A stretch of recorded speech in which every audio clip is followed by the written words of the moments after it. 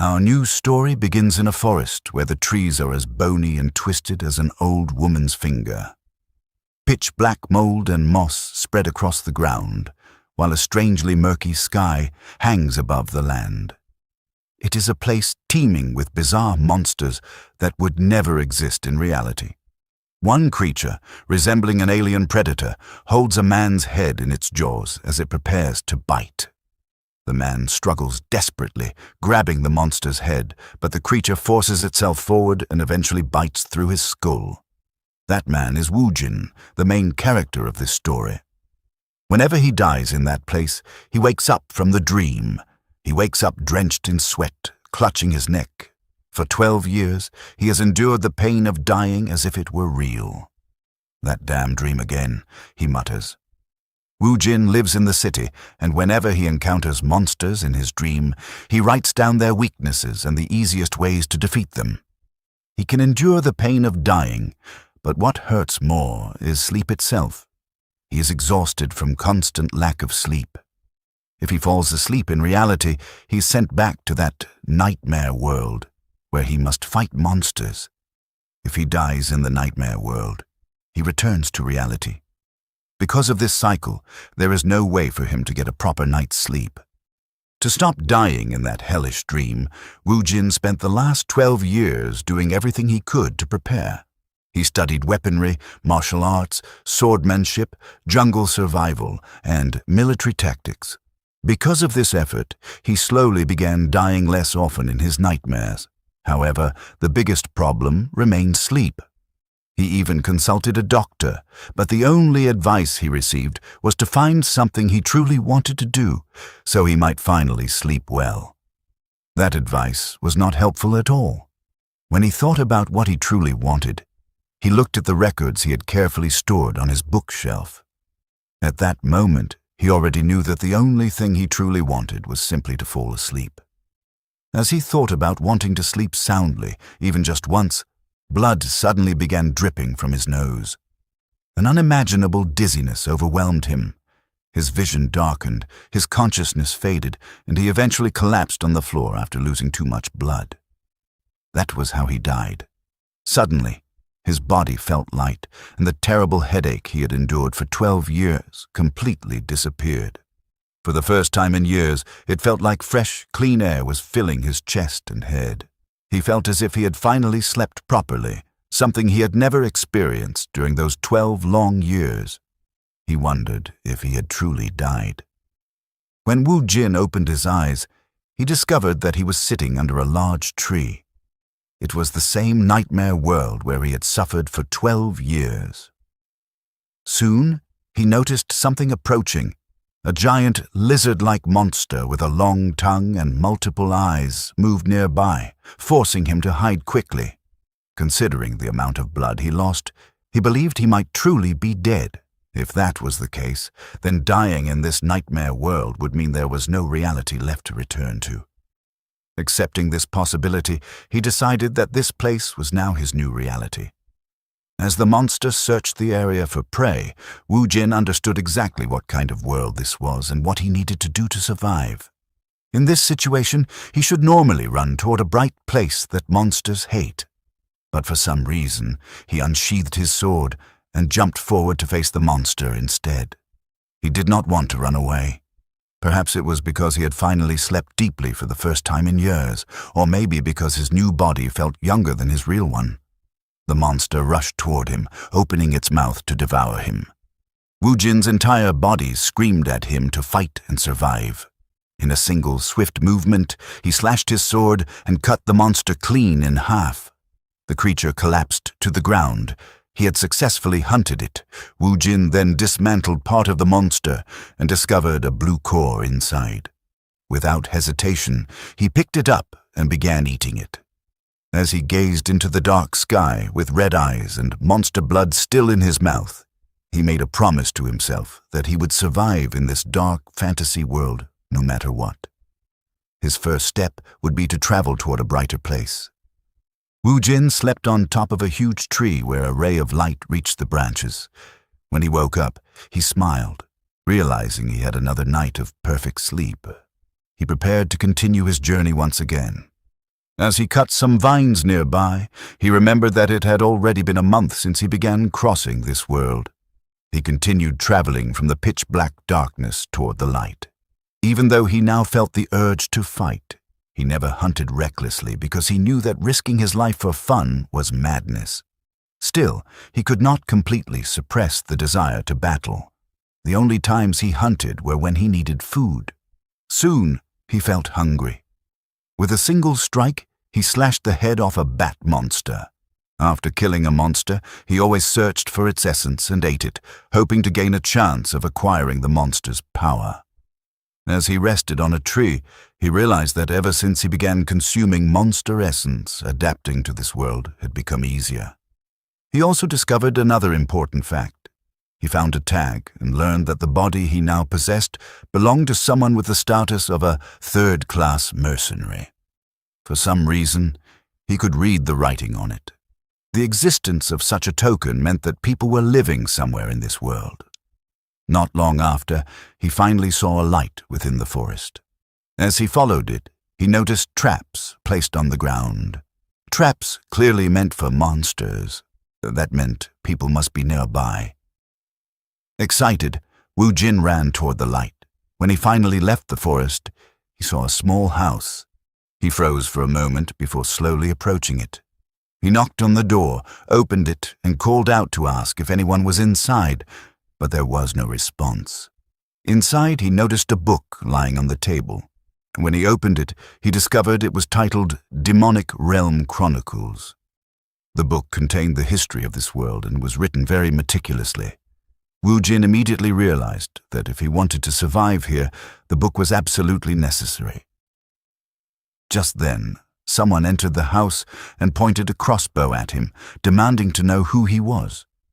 The old man warned him to answer clearly, or he would put a hole in his head. Wu Jin thought to himself that although he was glad to finally see another person, he never expected to be mistaken for a robber. He calmly turned around and told the old man not to misunderstand. He explained that he had only entered out of curiosity after seeing a house in such a remote place. The old man told him to leave immediately, saying he had no business with him. Wu Jin agreed, but before leaving, he asked if he could borrow the book because he wanted to read it. He added that he was willing to pay a price if necessary.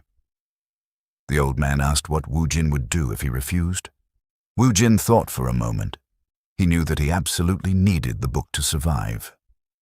Slowly, he grabbed the weapon at his waist and told the old man that he might have no choice but to become a robber. The two faced each other with fierce focus. Wu Jin carefully observed the old man. Even though he did not know how strong the man was, he strangely felt that he would not lose. The old man suddenly sighed, lowered his weapon, and admitted that a real robber would never talk about wanting to read a book. He then greeted Wu Jin and introduced himself as Hector. Wu Jin was surprised that Hector lowered his guard so quickly. He introduced himself as Kim Wu Jin, but Hector misheard the name as Gimuji and commented that it sounded quite peculiar. Wu Jin asked him to simply call him Jin, thinking that his real name must be difficult to pronounce in this new world. Hector then explained that the book was very precious to him and that he could not lend it out. However, if Wu Jin wanted to read it, he could stay in the house for a while. In return, he would help with simple chores. Wu Jin thanked him, and because of that encounter, he ended up staying in Hector's house. He noticed that Hector was rough, but he did not seem like a bad person. That night, they cooked a stew. Hector told him to eat. Wu Jin stared at the bowl for a moment. It had been a long time since he last had warm soup. As he began eating, tears slowly fell from his eyes. The soup was so delicious that he even wondered if Hector might actually be an angel. Every morning when the sun rose, Hector would go out hunting. One day, he told Wu Jin that his hunt might take longer than usual. He explained that he intended to take revenge on the monster that had killed his comrades. Wu Jin noticed that Hector seemed unusually nervous that day, even though he looked strong. From this, Wu Jin concluded that the monster must be extremely powerful. While Hector was away, Wu Jin spent his time reading the chronicles. According to the book, all the stories began with the Northern Empire. Its king, blinded by greed, laid his hands on the otherworldly gate said to contain the truth of all creation and immense power. However, the moment the king opened that gate, calamity began. Powerful monsters poured out from the otherworldly gate and transformed the North into a demonic realm in only 9 years. In response, humanity united many factions and formed the Order Alliance. The Order Alliance eventually built a barrier to prevent the demonic realm from spreading further. After reading that part, Wu Jin closed the book and reflected on what he had learned. The book contained a great deal of useful information, but something about it seemed strange. According to the chronicles, the deeper one traveled into the demonic realm, the stronger the monsters would become. Wu Jin realized that as he moved toward the light, the monsters had been getting weaker. Outside the house, Hector suddenly came running back while Wu Jin was still thinking about how deep within the demonic realm he must have wandered before reaching this place. Wu Jin wondered just how strong he truly was in this world. Hector was being chased by monsters. He stopped and fired his crossbow, but the werewolves easily slashed the arrow out of the air. Hector was shocked that not even a single arrow could get through. As he continued running, he suddenly saw Wu Jin stepping out of the house with his sword. Wu Jin walked forward calmly and prepared to attack. Hector shouted for him to run, warning that the monsters were too dangerous. But Wu Jin ignored the warning. He rushed past Hector and charged directly toward the monsters. Hector stared in disbelief. Wu Jin, however, moved with the focus of a hunter who had spotted his prey. He leapt toward one of the werewolves. The creature raised its arm to strike, but Wu Jin's sword cut through its arm and body in a single slash. The other werewolf hesitated and did not dare to attack. Hector stood there in shock, unable to believe that Wu Jin had just killed a werewolf with one strike. Wu Jin then turned to Hector and calmly asked if the monster he had just slain was considered strong. Hector repeated his question to make sure he understood it correctly, then confirmed that the monster Wu Jin had slain was indeed considered incredibly strong. Wu Jin felt slightly confused by that answer. He turned toward the remaining wolf, thinking he would hear more after dealing with the rest of the monsters. The pack stood still, unmoving. As Wu Jin prepared to attack, he thought that the monsters did not look that strong. Even if there were 40 of them, it would only be dangerous if he became careless. Instead of fighting all of them, he decided to target the one that appeared to be second in command and break their morale. He identified the large-built wolf standing at the front as their leader. Wu Jin released a tremendous killing intent as he prepared to strike. But the moment he locked eyes with the new leader, the creature lowered its gaze, turned away, and slowly retreated. It ran as if it were crying, yapping loudly as if ordering the others to flee. One by one, the remaining wolves followed and escaped. Hector was puzzled, as wolves were known for their bravery. Wu Jin, however, was impressed. The second in command had assessed the situation correctly. Rather than letting all of them die with their leader, it chose survival, even if it meant abandoning their honor. Inside Hector's cabin, they placed the werewolf leader's hide on the table. Hector explained that it was worth at least 50 gold coins. Wu Jin asked if that was a large amount, and Hector confirmed that it was enough to live comfortably for 6 to 7 years. Wu Jin was amazed. To him, the monster had seemed pathetically weak, yet it carried such a high bounty. He smiled, thinking that whenever he needed money, he could simply hunt similar monsters and earn huge rewards. For the first time, he felt that his new life might be easier than the past 12 years. Hector then prepared supplies for Wu Jin's journey, including the werewolf hide, jerky, a pouch of silver coins, and a pioneer map. He packed everything and instructed Wu Jin to take the hide to the pioneer village. He marked a location on the map where Wu Jin could find a man named Jacob, who would buy the hide for a fair price. Wu Jin asked if it was really okay to give something so valuable without hesitation. Hector firmly replied that it was simply payment for killing the werewolf, as he had carried a deep grudge against it.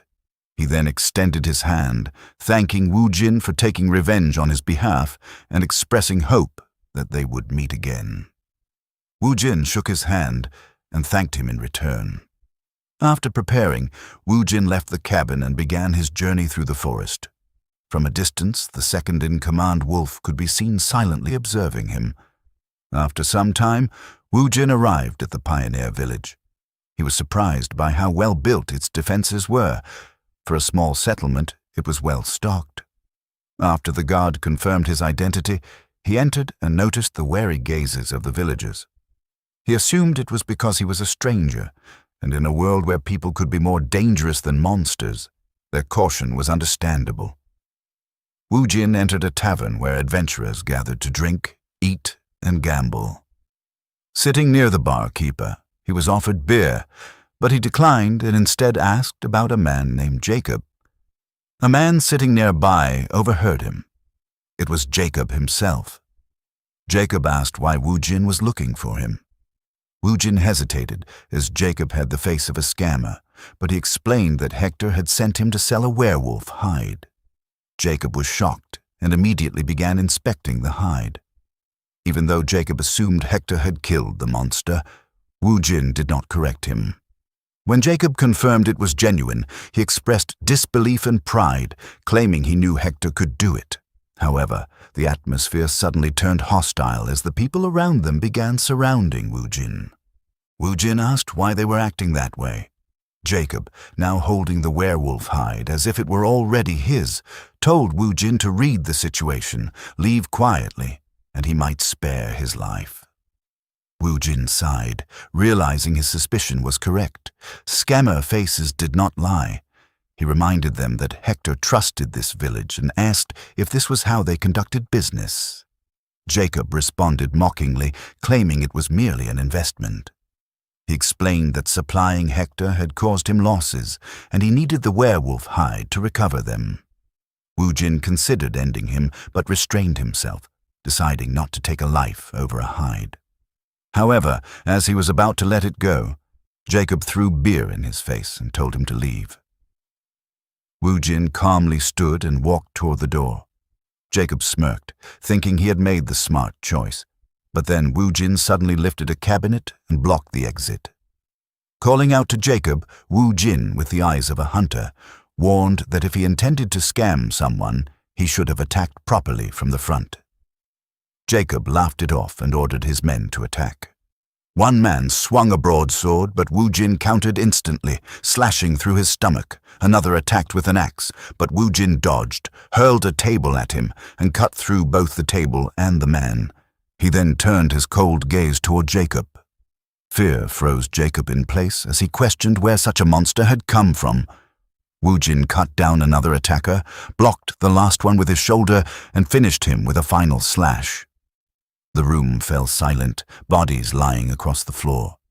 As Wu Jin approached, Jacob panicked and ordered everyone to flee.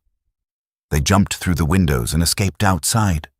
But when Jacob landed, he saw something shocking: a red wolf standing in the village.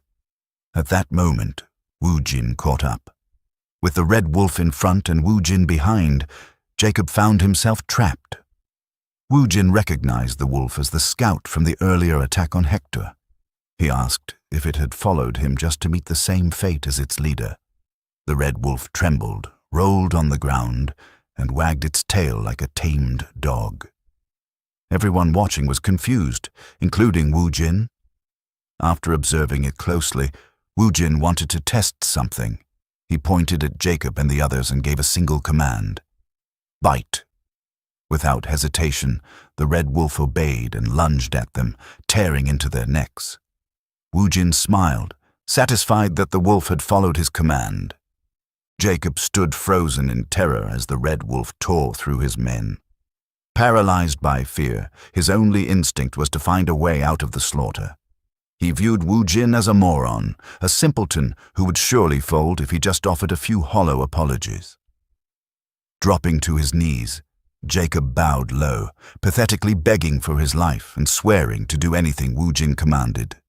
Yet, even as his forehead hit the dirt, he was already plotting his bloody revenge. Wu Jin's response was swift. He slammed his sword into the earth, the blade grazing Jacob's head. Blood trickled down Jacob's face as he looked up, suddenly addressing Wu Jin with deep respect.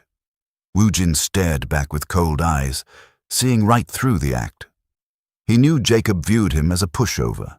The moment triggered a memory of his time on Earth, of a time when his salary never came. His old factory manager had offered empty apologies, asking him to let the issue slide just once.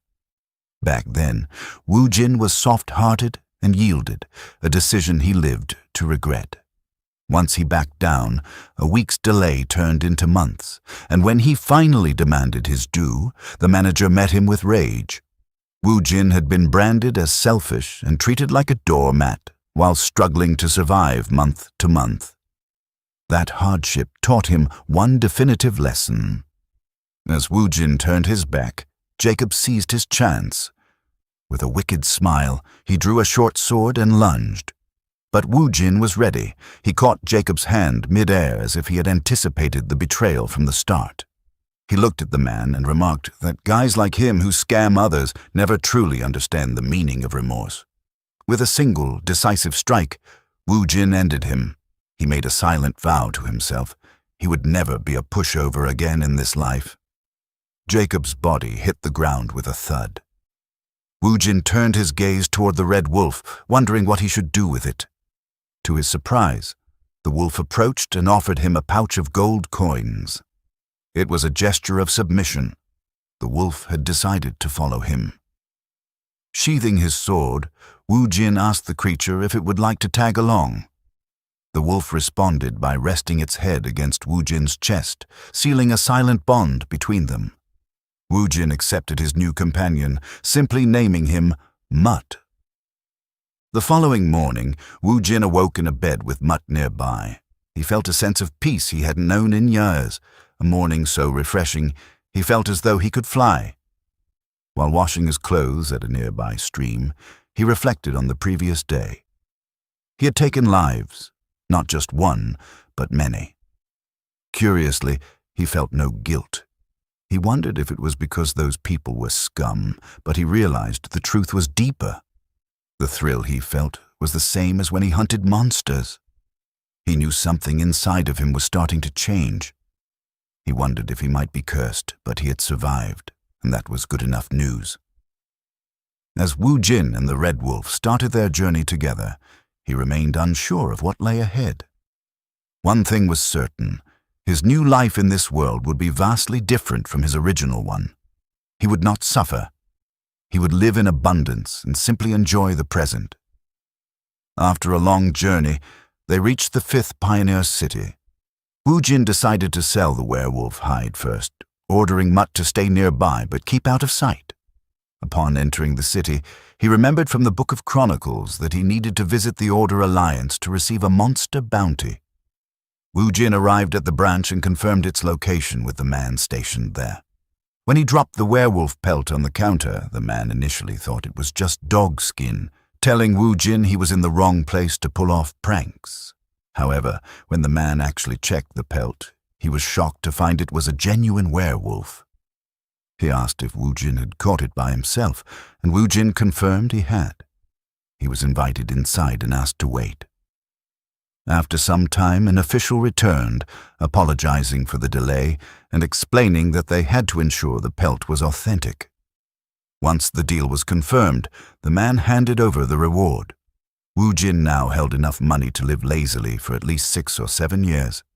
It felt unreal until he saw it in person, a trembling feeling quite different from the adrenaline of hunting. Wu Jin smiled as he checked his reward, thinking that money was definitely a good thing. The official then spoke up to get his attention. "Excuse me," he said, asking if Wu Jin would be interested in taking another request, as he happened to have a favor to ask.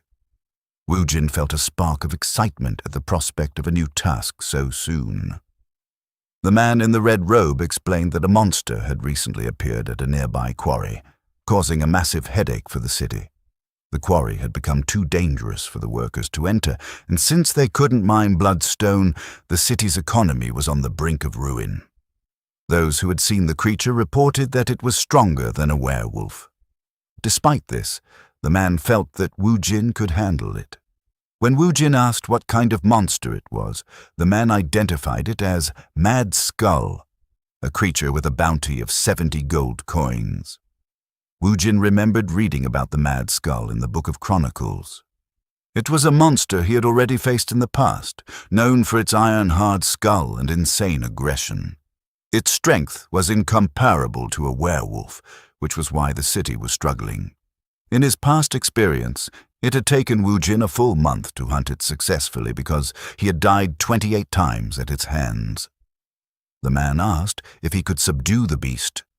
With absolute confidence, Wu Jin confirmed that he could. His next prey had been decided. Wu Jin made his way to the quarry to hunt his next prey. Upon arrival, he found the site completely deserted, confirming the information provided by the Order Alliance. The mine had a gloomy, chilling atmosphere, the kind of place where no one would want to linger. Deciding to finish the job quickly, Wu Jin headed toward the entrance, but a voice suddenly called out to him. A man with a bandana and red hair approached, apologizing and asking Wu Jin to wait his turn. He explained that his team had arrived first and was currently preparing for battle. Wu Jin was baffled by the request. "Since when is there a queue for hunting monsters?" he asked bluntly. The red-haired man fell silent, unable to offer a good rebuttal.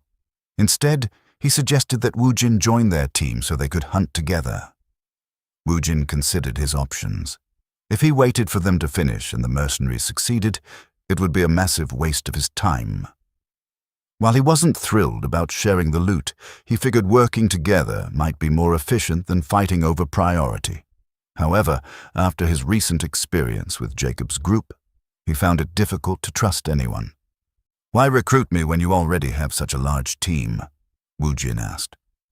The red-haired man admitted, somewhat embarrassed, that he prioritized safety over performance. Having one more strong fighter like Wu Jin would be a major asset. Wu Jin noticed the man had switched to a very formal tone. It confirmed his suspicion.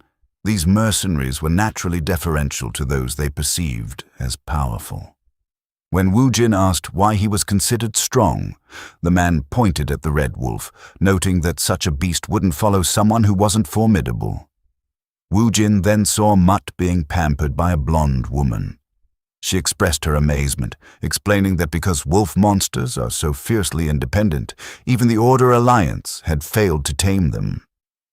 Wu Jin was confused, as he had specifically ordered Mutt to stay hidden. Then he saw why the wolf had appeared. Mutt was busy eating high-quality meat offered by the lady, a delicacy Wu Jin himself hadn't even tasted yet. Mutt seemed to feel Wu Jin's gaze. After one bite, he nervously dropped the meat and kicked it toward his master. Though Wu Jin felt a bit belittled by his pet's charity, his body moved on its own. He couldn't remember the last time he'd had a real meat dish. He struggled with his pride. The meat was on the ground and had been touched by a dog, but just as he reached for it, the blonde lady stopped him. She kindly offered him a fresh portion, asking if he was hungry. In that moment, Wu Jin looked at her as if she were a goddess he could truly trust. As they ventured into the quarry, lit by stone-carved lanterns, Wu Jin happily finished the meat. It was incredible. Savory, juicy, and with a spicy kick reminiscent of Sichuan cuisine. It was a world away from the monster flesh he'd forced down just to survive in the past. The blonde woman interrupted his thoughts to introduce the group. The red-haired captain was Jonathan, leader of the Black Marlin mercenary group, and she was Claire. Wu Jin introduced himself simply as Jin. Jonathan welcomed him warmly, telling him to ask any questions he might have. Eventually, they reached a wide, open area. "This is where we face the Mad Skull," Jonathan announced. He began barking orders, directing the trap team to set their nets and the spearmen to take their positions. Then, Wu Jin witnessed something he had only ever read about in books. Magic. Claire held a book, drew a magic circle, and began an incantation. I ask in the name of Claire, send blessings upon this land. She cast a spell called Feather Step on Jonathan. Feathers manifested in the air, and Jonathan looked pleased, noting that her buffs were as excellent as ever. She warned him he had 5 minutes at most. Jonathan then charged forward with gravity-defying speed to lure the monster. Woojin watched with excitement, wondering if he could eventually learn to use magic himself. A member of the spear team shouted for everyone to stay sharp, warning that a single mistake could cost them their lives. Woojin observed their strategy, luring the beast into a trap to overwhelm it with firepower. It wasn't a bad plan, but he wasn't sure it would be enough for a creature like this. A moment later, Jonathan reappeared with the mad skull hot on his heels. As they reached the kill zone, the trap team sprang into action, throwing a massive net over the beast. "Pull!" they screamed, straining to hold it down. On Jonathan's signal, the spearmen unleashed a volley of steel. The mad skull roared in agony and went into a total rampage. It began dragging the men holding the nets across the floor. From his vantage point, Woojin could see the mercenaries were being overpowered. Despite their numbers, they couldn't anchor the beast. With a final burst of strength, the mad skull tore through the netting and charged straight for Claire. Just as she began to cast a desperate spell, Woojin stepped in. He met the charging monster head-on, stopping the mad skull with his bare hands. He was pushed back by the sheer momentum, but he held his ground, halting the beast in its tracks. A worried Claire shouted out that it was too dangerous, but Woojin calmly told her, "Don't worry. I know exactly how to take down a mad skull." The mad skull's sheer momentum began to push Woojin back, but he expertly shifted his weight, shoving the beast to the side to redirect its charge. Drawing his broadsword, Woojin delivered a heavy swing, yet the blade failed to leave a mark. He thought he had gotten stronger, but the monster's raw power was still incredible. For a brief moment, Woojin let his guard down, and the beast seized the opening to charge. Just as the impact seemed inevitable, Woojin felt an unnatural lightness take hold of his body. He darted backward with ease, realizing that Claire had cast a supportive buff on him. The magical enhancement was transformative. It felt as though a heavy 30-kilogram rucksack had suddenly been lifted from his shoulders. With this newfound agility, Woojin was confident he could take the beast down using his own specialized tactics. Jonathan and his team rushed forward, offering to assist, but Woojin declined and ordered them to stay back. He explained that in his current state, it would actually be easier to hunt the creature alone. Leading the way, he lured the mad skull into a narrow passage within the quarry. Woojin knew the secret to defeating such a foe. Despite its terrifying name, the mad skull was essentially a giant pig. It could charge at high speeds in a straight line, but it struggled significantly with turning. As Woojin moved in a sharp zigzag pattern, the monster repeatedly slammed into the rocky walls of the passage. Finally, the beast lost its footing, crashing through a wall and sliding helplessly to the ground. Woojin marveled at the potency of Claire's magic as he prepared for the second step of his plan. The creature's tusks were as long as swords and acted like hands, but they were far too hard to be cut. Instead, Woojin aimed for its true weak point, the nose. He lashed out with his broadsword, drawing a scream of agony from the beast. As the mad skull began to rampage blindly from the pain, Woojin seized the moment. He rushed forward and delivered a final, decisive strike to ensure his prey wouldn't get another chance to attack. By the time Jonathan, Claire, and the rest of the mercenaries reached the scene, the area was a chaotic mess of debris and shattered stone. Jonathan was stunned by the destruction, but Claire's only priority was finding Woojin. As they moved to search for him, Mutt stepped forward with a low growl, causing them to freeze in their tracks. The wolf then let out a wide yawn, and Claire realized the creature was telling them not to interfere. Soon, Woojin emerged from the shadows. As he walked toward the group, he was consuming the monster's essence, a concentrated power he simply couldn't resist. When asked about the beast, Wu Jin calmly informed them that the mad skull was gone. All that remained was pork. Jonathan was speechless. He had never heard of a hunter taking down a mad skull entirely on their own. Suddenly, Mutt growled again, alerting the group to a second mad skull emerging from a passage. The mercenaries scrambled to prepare for another fight, but Claire stopped them. She pointed out that the creature was accompanied by piglets, and they all looked strangely mournful. Wu Jin and Mutt watched as the mother nudged her young, clearly preparing to lead them away from the quarry forever. Though Jonathan felt a small ounce of pity, he was relieved the encounter ended peacefully. Later that evening, the group gathered at a tavern in the 5th Pioneer City. Jonathan standing in front, congratulating everyone on a successful hunt with 0 serious injuries. He added that he can't express how happy he is that they finally caught a mad skull. Then came the moment everyone had been waiting for, the distribution of the reward. Claire was puzzled when she saw the overflowing pouches on the table. The bounty was supposed to be 70 gold coins, but there was clearly much more. Jonathan boasted that he had exaggerated the details to the Order Alliance. Since the mission had involved 2 mad skulls and their offspring, making it far more dangerous than advertised, he had demanded a higher payout. The Alliance had relented, awarding them a whopping 100 gold coins. The mercenaries roared with laughter as they toasted their leader. Wu Jin, however, remained skeptical. He leaned in and questioned Jonathan, pointing out the obvious. They hadn't actually fought the mother or the piglets, yet the Order Alliance had still handed over an increased reward. Jonathan met his gaze with a confident, mischievous grin. He admitted to Wu Jin that he had told a little white lie to the officials. The rest of the mercenary group erupted in laughter again, with one of them chiming in that as long as you aren't caught, a lie essentially becomes the truth. Wu Jin couldn't help but sigh and offer a small smile. These mercenaries were certainly an interesting bunch. Jonathan then turned to Wu Jin and made an announcement. He intended to give Wu Jin half of the total reward. Wu Jin was stunned, protesting that half was far too much. However, Jonathan insisted, stating that without Wu Jin's intervention, they all would have met a dog's death. The rest of the team loudly cheered in agreement.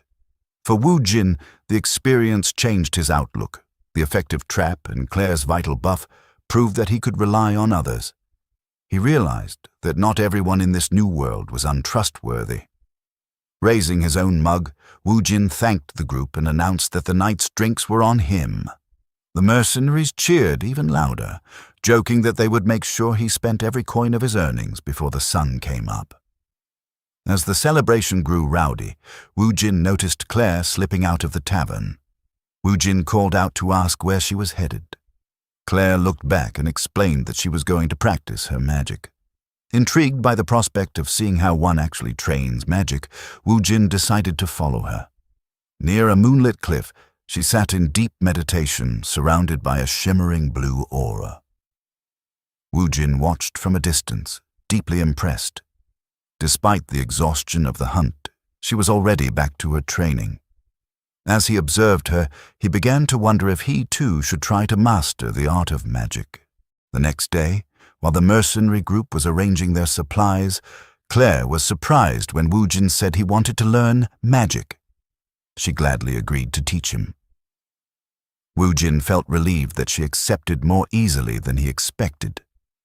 Claire explained that she had been wanting to give him something in return anyway, so this was a good opportunity.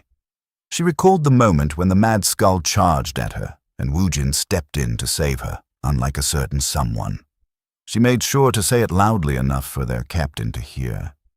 She added that teaching Wu Jin magic was the least she could do, and emphasized that she would have refused if someone from the group who couldn't even protect their mage had asked her.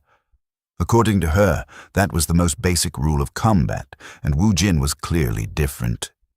Hearing this, Jonathan finally stepped in and pointed out that magic was not something that could be learned overnight, especially since they planned to leave the village in 2 days. Claire quickly responded that Wu Jin could simply travel with them. Jonathan laughed and said that someone as strong as Wu Jin, a magic beast hunter, would have no reason to follow a group of mercenaries. He placed a hand on Wu Jin's shoulder and added that a brave wolf is naturally more comfortable alone, and it would be insulting to invite him on such a small journey. Wu Jin saw through their act and realized that Jonathan was trying to make him refuse politely, but he also admitted to himself that he had no clear plans yet.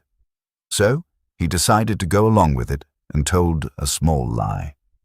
Wu Jin asked where they were heading next. Jonathan replied that they were going to Pioneer City No. 4, where a large job was waiting. Wu Jin then said he was also planning to go there and asked if he could join them, adding that it would help him learn magic along the way. Behind his back, Jonathan and Claire were quietly pleased, knowing they had successfully convinced him, even joking that he was a terrible liar. Jonathan tapped Wu Jin's back and said it was quite a coincidence, while Claire happily welcomed him, saying they would benefit from having a reliable ally. With that, Wu Jin's next destination was decided. After some time, they began their journey toward Pioneer City No. 4. Traveling with them was a massive creature known as a Tarrasque, a magic beast bred specifically for transportation and one of the few beasts tamed by humans. It was Wu Jin's first time seeing one in person, though he had read about it in the Book of Chronicles. Instead of horses, the mercenaries used it to carry their load. Wu Jin was amazed by its enormous size. Soon, Jonathan gave the signal to move, reminding everyone that they had a long journey ahead. During their travels, Wu Jin trained with Claire every evening. For him, learning something new was never easy. There were many reasons why learning was difficult, but the hardest part was repetition. Wu Jin knew that growth in any skill only came through repeated effort, even when progress slowed or completely stopped. That plateau was always the most painful part, but he was no stranger to such suffering. The 12 years he spent surviving in the demonic realm had already trained him to endure it. Day after day, he continued practicing magic. Then, one day, he finally saw a faint blue light near his face, which popped like a bubble. Claire, who had just arrived from the camp, began clapping and congratulated him for successfully sensing magic. So that was mana. Wu Jin said in realization. He admitted that it took him 10 days just to feel it, proving how difficult learning magic truly was. Claire encouraged him, saying that while he was a bit slow, he still did well. She added that some people with no talent spend their entire lives without ever sensing mana. She then took out a bottle filled with blue liquid and said it was time for the next step. Claire poured the liquid into a glass and told Wu Jin to remove his shirt, which left him confused. Still, he followed her instructions. Using the blue liquid, Claire began drawing runes on his back. Wu Jin asked what she was doing, and she explained that she was creating a pathway to inject mana into his body. Once she finished, she told him she would begin and instructed him to focus on feeling it. After Wu Jin confirmed, Claire started injecting magic. The runes on his back began to glow and float, and Wu Jin immediately felt a powerful sensation. Mana surged around both of them. This feeling was completely different from when he first sensed mana. It was far stronger. Deep inside his body, he could feel something thicker than blood flowing. Claire asked if he could feel it, and Wu Jin confirmed that he could sense something moving within him. Claire declared that he had successfully taken his first step in using magic. She explained that there were 3 stages: sensing mana, storing it within the body, and finally using it. Since Wu Jin had completed the first stage, they would now move on to the second. Claire told him she would guide the mana toward his heart, while he focused on creating a vessel within his body, similar to the sensation of holding his breath. Wu Jin followed her instructions, and Claire began controlling the mana. However, as she did, she suddenly sensed something terrifying inside Wu Jin. It felt as if a dark and ominous presence was about to devour her. She tried to stop, but it was too late. Her mana was being absorbed rapidly. Panic set in as she realized that if it continued, all of her mana would be drained. Just as she was about to lose consciousness, the red wolf rushed in, grabbed her, and pulled her away from Woojin. Claire was shocked that the wolf had saved her, but it had sensed her danger. Woojin stood up and asked if she was all right, but Claire was still shaken by what she had witnessed. In a person's mental world, where their power and nature take form, she had seen something deeply ominous within Woojin. Confused by her silence, Woojin asked what was wrong. Claire then stood up and asked him honestly if he had ever eaten a monster core. Woojin, unfamiliar with the term, asked what it meant. Claire explained that it was the crystal found inside a monster's body. Woojin realized she was referring to what he called monster essence and confirmed that he had been consuming them. Claire was shocked and asked how many he had eaten.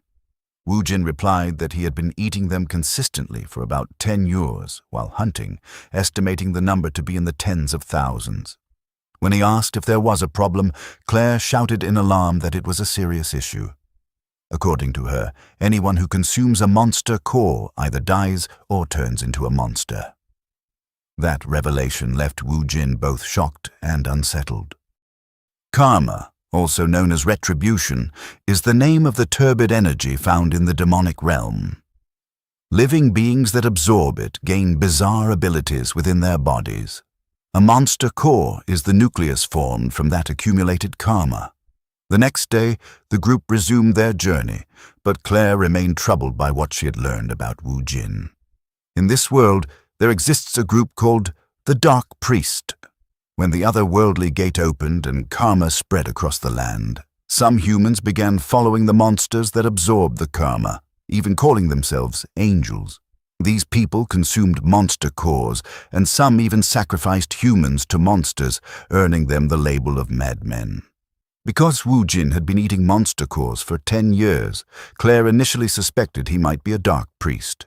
However, if he truly were one, he would not openly admit it or reveal his mental world. This made her doubt her suspicion, yet it only deepened the mystery. Even if Woojin did not know the dangers, she could not understand why he would willingly eat something so gross. Claire finds Woojin a very mysterious man. She warned him again to stop consuming monster cores, explaining that he had only been lucky so far and could die at any moment. Woojin considered her words.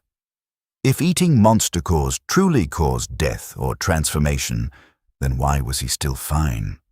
But at the same time, he could not ignore the changes within himself, the lack of guilt after killing and his growing desire to fight.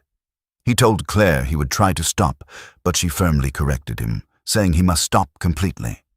She added that if he continued, not only would his life be at risk, but he might also lose the ability to use magic. This alarmed Woojin, and he asked if that was true. Claire found it strange that he seemed more concerned about magic than his own life. She explained that in his current condition, using mana manifestation would be difficult, but he could still learn mana arts. It was the first time Woojin had heard of such a term. After a long journey, they finally arrived at the 4th pioneer city. They gathered near a fountain where an angel statue stood tall above it. Woojin was amazed by the large number of mercenaries gathered in one place. Claire told him it was too early to be surprised. Not only was the request massive in scale, but it was also being overseen by a holy knight. Soon, Holy Knight Raymond passed by their group, and Woojin immediately felt an overwhelming aura from him, something far beyond that of ordinary mercenaries. He could tell at once that the Holy Knight was no ordinary human. Woojin asked if it was normal for so many people to gather under a Holy Knight's command. Claire explained that it was because the request came from the golden bug. Woojin wondered if it was some kind of insect-type monster, but Claire questioned whether he was joking or truly unaware. His expression made it clear that he had no idea. Jonathan then explained that the golden bug was actually the greatest businessman in the region, a wealthy tycoon with countless assets. However, he had recently died under mysterious circumstances. When Woojin asked if he had been killed, Jonathan replied that there were rumors, but nothing was confirmed. Woojin then questioned why so many people had gathered if the man was already dead. Jonathan explained that the golden bug had 2 sons, and since they inherited his fortune, someone needed to transport their wealth safely within the barrier. That task was the current request. Suddenly, someone called out the Black Marlin mercenary group, and they were asked to come forward. Jonathan pushed Woojin and told him to come along for this very important moment. He then introduced Woojin to the Holy Knight as the top power of their group, the person who had not only caught a mad skull, but also tamed a werewolf. People around them began whispering, asking if Woojin was the rumored head crusher, though many were doubtful, remarking that he didn't look particularly strong. Woojin heard what the people were calling him and found the name completely nonsensical. Jonathan asked him to just ride with it for a moment so that things would go well. The Holy Knight looked at Woojin with disbelief, but they still received the offer for 100 gold coins and were instructed to depart the next day as soon as the sun rose. Jonathan shouted with gladness, but Woojin found it weird that anyone would pay 100 gold coins just to move some luggage. Jonathan explained that this is simply how the field works. Half is for the labor, and the other half is for the name value. That was how the hiring fee was set, and it was all thanks to Woojin's name value as the head crusher that they secured such a great rate. Woojin asked why people called him that, and Jonathan explained it was a nickname attached to him because he crushed the heads of the monsters he faced. Woojin found it funny and thought that whoever came up with that nickname had a terrible naming sense. As they walked away from the Holy Knight, people congratulated them on the 100 gold coin job, saying it was like hitting the jackpot. Even with that terrible nickname, Woojin still believed that the level of fame he had gained was a good thing because it would help him learn mana arts. Later, at the mercenary quarters, the atmosphere was lively. Mercenaries gathered, drinking and watching matches in a central arena, shouting and cheering for the fighters. One match ended with a decisive elbow strike. Afterward, Claire approached Woojin and asked if he planned to participate and whether he would be all right. Woojin had learned that holy knights were highly skilled in mana arts, so he planned to draw their attention and learn from them. He reassured Claire that he had a plan. After preparing, Woojin stepped into the arena. He recalled from the Book of Chronicles that holy knights tend to take interest in strong individuals, and if acknowledged, they offer favorable treatment. For Woojin, this was his opportunity. In the arena, mercenaries fought while risking their reputations. Woojin's first opponent attacked using a Dempsey roll boxing style, but Woojin easily avoided it. He countered with a slap, grabbed his opponent's head, and ended the match with a headbutt. The crowd laughed and cheered, saying he truly lived up to his nickname. Another mercenary shouted, declaring that he will be the next opponent. With just one fight, Woojin had already caught the Holy Knight's attention, but that was not enough. This was only the beginning of his plan. He intended to defeat more opponents to prove his strength. If he defeated 2 or 3, it might spark curiosity. But if he defeated 10, the Holy Knight would surely intervene. At the Holy Knight's table, Raymond ordered his subordinate, Rex, to fight Woojin. Rex was surprised and displeased that an apprentice knight would be sent against a mere mercenary. However, Woojin had already anticipated this move. When he heard the order, he declined. Instead, he intended to use this moment to negotiate. His true goal was to learn mana arts directly from the Holy Knight. Claire, Jonathan, and the rest of the mercenaries were confused about why Woojin refused the challenge. Rex angrily demanded an explanation, but Woojin only let out a sigh. While Rex burned with frustration, Holy Knight Raymond quietly observed the situation. After a moment, he asked Woojin if he was injured anywhere. Woojin calmly confirmed that he was perfectly fine. Raymond then questioned why he would refuse the duel. Woojin stepped forward and explained that he was a mercenary, a man who pursued money and power. Since he would be fighting a Holy Knight's apprentice, he had no intention of doing it for free. Instead, he proposed a bet. Raymond replied that for a bet to be valid, both sides needed something they desired. He then asked what Woojin could possibly offer. Without hesitation, Woojin pulled out a pouch filled with gold coins, confidently stating that while he might not have status, he certainly had an overwhelming amount of money. The mercenaries burst into laughter, calling him insane for trying to gamble with a holy knight who lived by honor. Some even questioned how lightly he viewed them. Rex grew furious, shouting that they had no need for his money. However, Raymond stopped him and suggested a different condition. Instead of gold, they would waive all liability for any injuries sustained during the fight. Woojin immediately agreed, relieved that he would not have to worry about compensation and could fight freely. With a thumbs up, he accepted the terms and added that he would state his true request after the duel. Woojin and Rex stepped into the arena as the crowd erupted in excitement. Both fighters stood ready, focused, and prepared. The mercenaries cheered loudly, shouting Woojin's nickname, Head Crusher, while one even admitted he had bet his life savings on Woojin's victory. Claire, however, warned Woojin to signal if things became dangerous, but Woojin assured her that he would win. Rex then asked Raymond how serious he should be, and Raymond told him to give it his all, as Woojin would not be an easy opponent. Rex acknowledged the order and released a yellow aura. The crowd reacted instantly, recognizing it as mana arts. Rex channeled the aura into his feet and dashed forward at incredible speed. Woojin remained calm and focused, noting that Rex's movements were far more refined than those of ordinary fighters. Rex launched a powerful punch infused with aura, but Woojin dodged it with ease. He knew that taking a direct hit could be fatal. Witnessing mana arts in action for the first time only deepened his interest in learning it. Rex attacked again, and although Woojin blocked, the sheer force pushed him back. Rex then mocked him, saying that while he might have a reputation in the demonic realm, he was still nothing more than a wild beast and would soon regret underestimating a holy knight. The spectators were shocked to see Woojin being pushed back, with some even losing confidence in their bets. Claire watched with concern, while Raymond silently analyzed the battle. Rex continued his relentless assault, while Woojin focused entirely on defense. Raymond found this strange.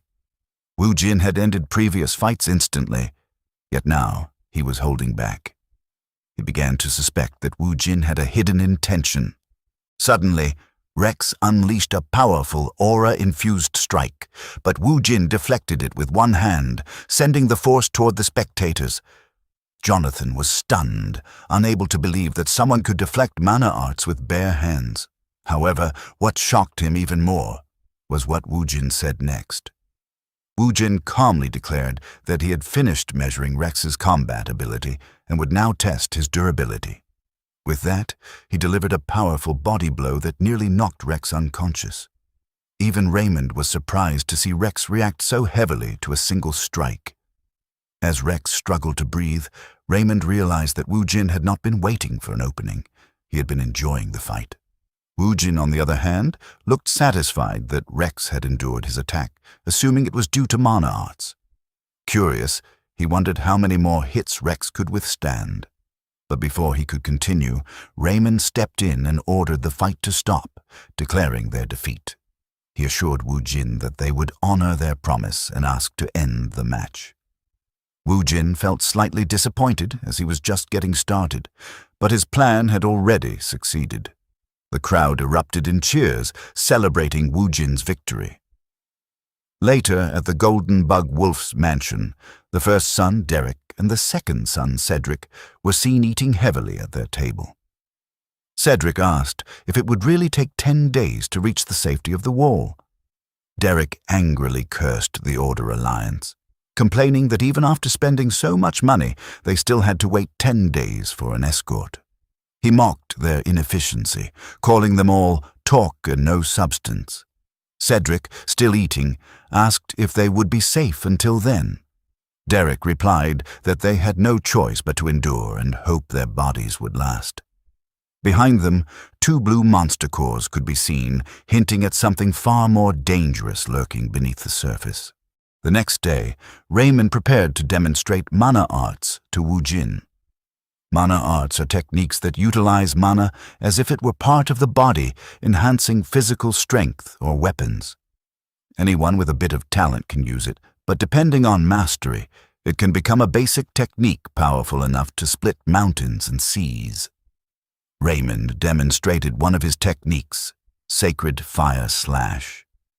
With a single swing, he cleanly cut through several trees. The sound of them crashing to the ground echoed throughout the forest, and he then calmly sheathed his sword. Rex immediately applauded, praising Raymond as radiant and calling him the hope of all holy knights, even asking how he could be so perfect. Raymond cut him off and ordered him to step back, and Rex obeyed instantly like a loyal servant. Wu Jin quietly compared him to the Red Wolf, someone who followed orders without hesitation. After witnessing the demonstration, Wu Jin admitted that Raymond's mana arts were clearly stronger than what Rex had shown before, though he believed Raymond could likely achieve the same result even without a technique. Raymond then told Wu Jin to focus. Wu Jin gripped his sword and closed his eyes as Raymond explained that just like muscles contract and veins expand, mana could be held within the body in a similar way. Wu Jin recalled his training with Claire, realizing the concept was familiar. As he focused, he immediately sensed mana, and suddenly, a tremendous amount surged from his body. Confused, Wu Jin wondered when he had gained such a vast reserve. The flow felt calm and light at first, reminding him of the mana he had absorbed from Claire. However, the blue mana surrounding him gradually shifted into a deep violet. While Raymond continued instructing him to control and consume the mana, he suddenly noticed something unusual. A violet aura had already formed around Wu Jin's sword. Raymond was stunned. Wu Jin had managed to use mana arts immediately after learning it. But what shocked him even more was the ominous nature of Wu Jin's mana. He knew that mana arts reflected a person's mental world, yet he had never seen such a dark and unsettling aura before. Meanwhile, Wu Jin smiled, delighted that he could now use mana arts. He tested it with a few sword movements, finding it somewhat inefficient for the effort required, likely due to his low proficiency. Even so, he found it exciting and looked forward to using it in real combat. After some time, they resumed their journey. Claire was amazed that Wu Jin had already grasped mana arts, knowing it was not something easily learned. She praised his talent and effort, but Wu Jin humbly said it was thanks to her. He then asked if she was all right, recalling how her mana had flowed into him during their training. Claire reassured him that she was fine and told him to consider it a gift in return for saving her life. Wu Jin felt that the amount of mana he received was too much to dismiss so casually, but he acknowledged that it helped him learn faster. At that moment, Rex, riding his horse nearby, interrupted them, mocking Wu Jin for celebrating such a basic achievement. He told him not to slack off and reminded him that he should be grateful to Raymond for taking the time to train him. Wu Jin found his words meaningless and assumed Rex was still bitter about losing their duel. Feeling slightly bored, Wu Jin decided to provoke him. Without warning, he slapped Rex's horse, causing it to panic and run off. Raymond immediately intervened, telling Wu Jin to be patient and assuring him that he would keep Rex under control. Wu Jin felt a bit disappointed by Raymond's response. Meanwhile, someone atop the Tarrasque was shouting angrily, demanding food and complaining loudly. Curious, Wu Jin asked what was happening, but Raymond dismissed it, saying it was just the usual behavior of their employers. He explained that the Golden Bug's sons had been overeating ever since their father's death, throwing tantrums if their meals were delayed even slightly. Raymond advised ignoring them to avoid unnecessary trouble. However, Wu Jin found their behavior strange. It did not feel like simple stress eating. The more food they consumed, the more he sensed something unnatural, like a monster was about to emerge. Suddenly, the Tarrasque began rampaging before collapsing to the ground. Raymond and Rex rushed forward and demanded a report. A mercenary confirmed that the Tarrasque had suddenly gone berserk while carrying the clients. Concerned for the Golden Bug's sons, Raymond immediately released a golden aura and drew his sword, declaring that their safety was the top priority. He ordered Rex to help subdue the beast, even if it meant killing it. Rex acknowledged the command without hesitation. Then, from the tent atop the Tarrasque, a sharp spike burst out, tearing everything apart. A grotesque creature with a massive mouth emerged. Claire shouted in alarm, identifying it as an abomination.